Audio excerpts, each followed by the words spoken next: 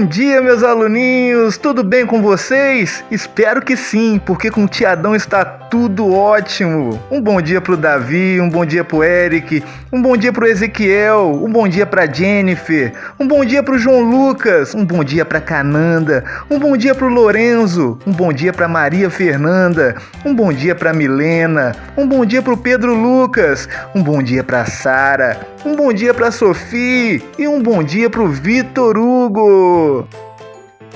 A atividade do dia 14/4/2021. Páginas 28, 29, 30, 31, 32 e 33 do livro Aprende Brasil. Antes dos números. Depois que começaram a plantar e a criar animais, os homens da pré-história precisavam saber quantos animais tinham em sua criação e quanto tinham produzido na plantação. Mas os números ainda não existiam. Então, como esse tipo de controle era feito? Nessa atividade, eu quero testar a sua hipótese. Sem utilizar símbolos numéricos, registre a quantidade de animais ilustrados a seguir. Eu queria saber quantos animais tem escritos, tem nessa figura, nessa imagem, mas sem vocês usarem números. Eu quero que vocês registrem de outra maneira, tá bom? Mas antes eu vou fazer uma pergunta para vocês. Como imaginam que os humanos faziam para registrar as quantidades de animais e o resultado do cultivo de alimentos se os números ainda não tinham sido criados? Como que eles contavam a quantidade de animais deles e o resultado das suas plantações? Eles plantavam, depois da colheita eles tinham que registrar aquilo que eles tinham colhido. Como que eles faziam isso? Para vocês começarem a entender como essa história aconteceu, o tio vai colocar a história dos números para vocês, um videozinho curto sobre como os números foram criados, tá bom? Você já deve ter parado para pensar como surgiu a ideia de número na humanidade. O número é uma ideia abstrata, mas foi sendo construída a partir de situações bastante concretas, bastante verdadeiras. Uma das teorias diz que há mais de 30 mil anos, quando os homens ainda viviam em cavernas e saíam para pescar ou então caçar, eles precisavam controlar as quantidades de peixes, de animais que eles capturavam. E para fazer isso, eles pegavam, por exemplo, pedaços de ossos ou de madeiras, ossos de animais já mortos. Então tinha lá um osso e eles iam fazendo marquinhas. Bem, peguei um animal, uma marquinha. Peguei outro animal, outra marquinha. E assim eles iam controlando quantos animais ou como estava indo a caça ou a pesca. Eles não tinham a ideia de que aqui, por exemplo, 1, 2, 3, 4, 5, 6, havia 6 animais, mas eles relacionavam facilmente essa ideia com uns animais. Tem um animalzinho aqui, outro animalzinho aqui, outro animalzinho aqui, ou peixe, o que for. Ele já sabia que esse risquinho era desse, o segundo risquinho era desse e assim por diante. Então ele sabia controlar um pouquinho a quantidade daquilo que ele havia caçado, pescado, buscado. Outra circunstância em que se conta a história do número é a história do pastor ou dos pastores que tinham que controlar o seu rebanho de ovelhas. Isso acontecia da seguinte forma: o pastor tinha lá o seu cercadinho, aqui o portão do cercado, e no cercado várias ovelhas. Era uma quantidade maior que essa, com certeza. O que acontece? Em regiões remotas, regiões pouco habitadas, os pastores abriam de manhã a porteira, as ovelhas saíam para ir comer, pastar, passear, e no final do dia ou em um certo horário, ele tinha que colocar todas as ovelhas de volta para dentro do cercado. Para que ele não tivesse perdas de ovelhas, ovelhas escapando, ovelhas sendo roubadas, etc., ele precisava controlar certinho a quantidade de ovelhas que saía, a quantidade de ovelhas que voltava. Para fazer isso, muitas vezes o pastor tinha um saquinho de pano, de pele, alguma coisa assim, e nesse saquinho ele pegava pedrinhas do chão. Quando ele abria a porteira, ao sair a primeira ovelha, ele pegava uma pedrinha e jogava dentro do saquinho. Saía a segunda ovelha, mais uma pedrinha. A terceira ovelha, mais uma pedrinha e assim por diante. E ele ia pondo pedrinhas no saquinho para cada ovelha que saía. Ok. Então, quando saíssem todas as ovelhas, ele sabia que a quantidade de pedrinhas que tinha no saquinho era exatamente a quantidade de ovelhas que estavam inicialmente lá no cercado. Ele não sabia também que isso chamava 6, ou ele não tinha dado esse nome, não existia também o símbolo, mas ele sabia relacionar cada pedrinha com cada ovelha. No final do dia, quando as ovelhas precisavam voltar, ele fazia da seguinte forma: chegou a primeira ovelha, entrou, ele tirava uma pedrinha do saquinho e punha para fora. Chegou a segunda ovelha, entrou, tirava a segunda pedrinha do saquinho. E assim vai. O que tem que acontecer é que o saquinho tinha que ficar vazio quando a última ovelha entrasse, e aí era certeza que a quantidade de ovelhas que saiu de manhã e a quantidade de ovelhas que voltou ao final da tarde era exatamente a mesma. Assim ele controlava direitinho o rebanho. Claro, se entrassem todas as ovelhas que ele tinha ali na frente dele e sobrassem pedrinhas no saquinho, significava que alguma ovelha ainda estava perdida, ele precisava ir atrás para buscar ou para ver o que aconteceu. A ideia de número foi evoluindo conforme as civilizações foram se formando e descobriram a escrita, ou desenvolveram a escrita, e aí cada civilização desenvolveu também um sistema de numeração. Gostaram do videozinho?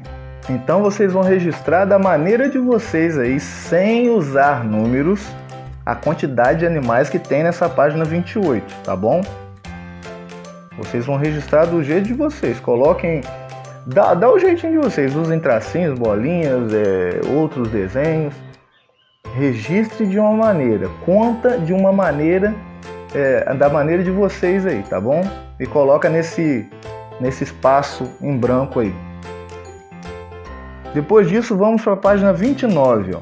Na pré-história, eram utilizados pedaços de madeira e pedrinhas para registrar as quantidades. Observe novamente a ilustração da página anterior e conte cada espécie animal. Você vai lá na página 28 de novo e conta. Conta a espécie, cada espécie de animal. Tem 2 tipos de animais aí. Tem os bisões e tem os javalis, tá bom? Depois, desenhe pedras para registrar a quantidade de animais. Aí indo na página 29. Vocês vão lá e vão contar quantos bisões tem. Bisão é esse animal cinza aí, ó, de chifres. Chifres na cabeça, né? Aí vocês vão contar quantos bisões existem lá na página 28 e vão registrar como pedrinhas aqui na página 29, tá bom? Assim também como os javalis. Vocês vão contar quantos javalis tem lá na página 28 e vão registrar como pedrinhas aqui na página 29. Depois que vocês fizerem isso, eu pergunto: nessa criação de animais, há mais bisões ou javalis? Se vocês acham que tem mais bisões, vocês vão escrever bisões debaixo desse bonequinho aí, dessa criança que está falando. Se vocês acham que tem mais javalis, vocês vão escrever a palavra javalis debaixo dessa criança que está aí, tá bom? Vamos para a página 30. Você já conhecia o javali? Javali é uma espécie de porco selvagem. Ele tem pelo cinza e longas presas. É grande e muito furioso. Um javali bem conhecido é o Pumba, personagem do filme O Rei Leão. Vocês lembram do Pumba? É aquele porquinho doido lá do Rei Leão. Na pré-história, as pessoas se alimentavam com carne de javali. Além disso, a pele, os ossos e as presas desse e de outros animais eram aproveitados. Observe as ilustrações abaixo. A pele dos animais costumava ser utilizada por homens, mulheres e crianças para a proteção do corpo. Depois que eles limpavam o javali, eles pegavam a pele e faziam casacos, faziam roupas para se proteger do frio, né? Do outro lado, ó, a figura. Os ossos e as presas eram utilizados para a fabricação de instrumentos de caça e ferramentas. Eles usavam os ossinhos para fazer tipo um machadinho, para começarem a caçar de novo mais animais. Enxada de ossos, Idade do Bronze, Itália. O tio a seguir vai colocar a imagem do javali real aí, para vocês conhecerem mais esse animal. Era um porquinho muito furioso, gente. Aliás, né?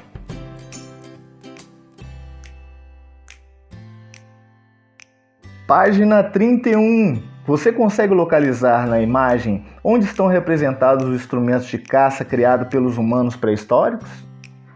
Essas representações pré-históricas são encontradas em paredes, tetos e outras superfícies de cavernas e abrigos, e também sobre formações rochosas ao ar livre. Nelas, o povo pré-histórico retratava o cotidiano, os medos, os gostos e as preferências. Eles gostavam de desenhar tudo. Se eles caçavam, eles iam numa rocha e desenhavam como que foi o dia deles, como que foi a caça deles. O que você imagina que foi representado nessa imagem? Que materiais utilizavam, já que não existiam papel, lápis de cor e canetas? Naquela época eles não tinham uma lojinha, eu vou na lojinha tal e vou comprar uma canetinha para desenhar ali na parede. Eles tinham que dar o jeito deles. Como que eles conseguiam fazer esses desenhos? Que materiais eles usavam?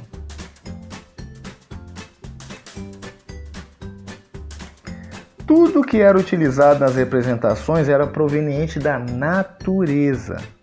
O papel ainda não havia sido inventado, e as paredes das cavernas serviam de tela para desenhos e pinturas.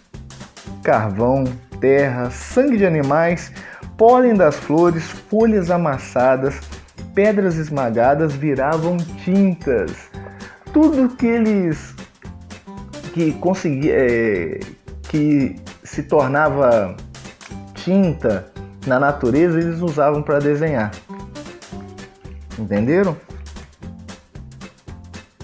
Página 32. Olha o bonequinho falando aí. Eu gosto muito de música. Nossos ancestrais também. E você gosta?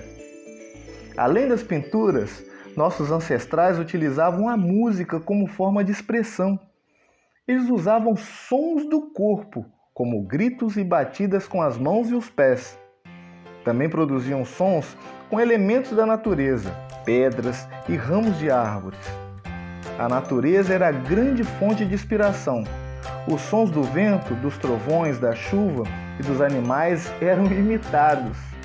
O tio vai colocar 2 vídeos para vocês apreciarem, para depois a gente voltar para a página 32. Rapidinho, tá?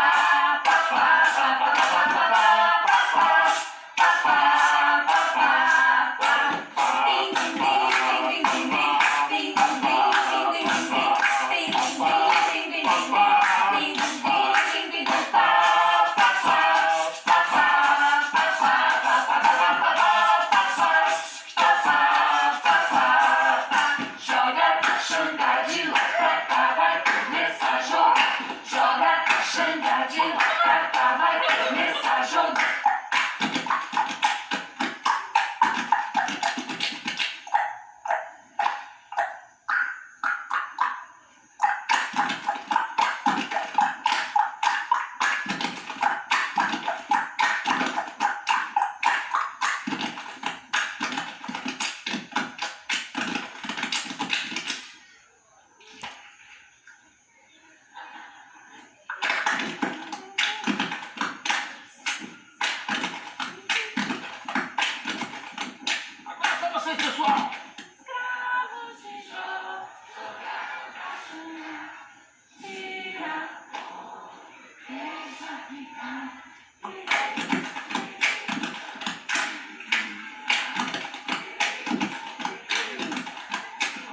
Pessoal, pessoal. Escravo de Jó, jogavam pra jantar. Tira foi, tudo de final. Rezo,